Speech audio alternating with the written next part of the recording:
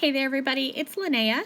I have a fun and simple project for you using the March release from LDRS Creative. So I have this new Honeycomb cover plate slim line die. This is one of my favorites from the release and you're going to see why once I die cut this. I'm going to take a piece of heavyweight white cardstock and just cut out the Honeycomb slimline cover plate die. And check this out. Look how cute. There are little like hash marks to indicate the bee trails. There's little bees and little honey pot shapes cut out, as well as all those fun little hexagons.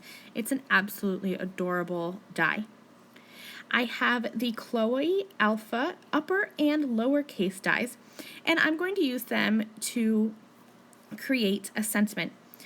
These dies are incredibly gorgeous. There are little punch-out pieces on each of the letters, both the uppercase and the lowercase, and they're just adorable. So I'm going to cut out enough letters to spell be happy, but B-E-E happy, to kind of play on that bee pun. In the Magnolia stamp set, there is a cute little bee and a little bee trail. So I'm going to cut or stamp these with Raven Hybrid ink. And then I will cut them out and color them in as well, so they can be little accents on my card. You could definitely have a little bee kind of taking the pollen from the magnolia flower. There are other critters in this release that you could use the little bees with, but I'm going to kind of make them be the focal image of my card. Even though they're tiny, they're just really going to play a big part in my card. So I'm taking a Y19 marker, not really caring to do any shading because the image is quite small. From top to bottom, I think it's about a ½ an inch tall, so there's not a whole lot of room for shading.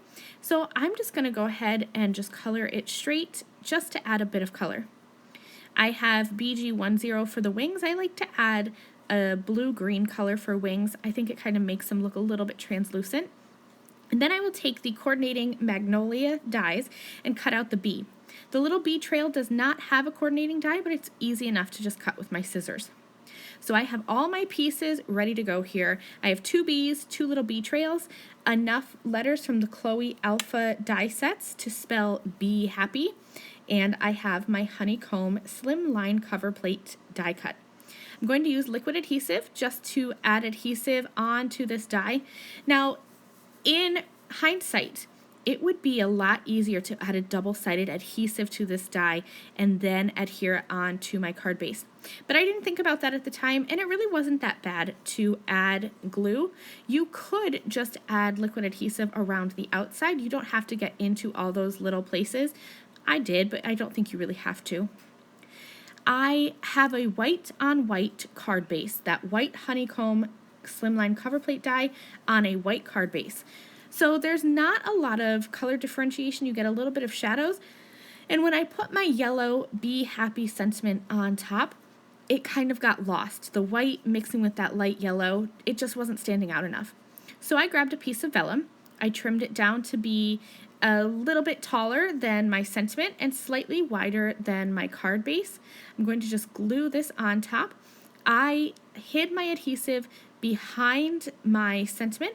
I like to hide my adhesive, and I actually cut off the back of my card base so that I can glue this onto another card base. I wanted to hide the vellum on the sides as well, so I'm going to end up wrapping that around my card front now and hiding that vellum as it wraps around to the back, and then I can glue this onto another card base.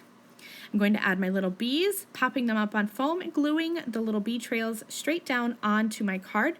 And this adorable little bee card is complete. You can check out the video description below for all of the LDRS Creative products that I've used on this card, as well as head over to the LDRS Creative blog for more photos. Thank you so much for watching. Bye!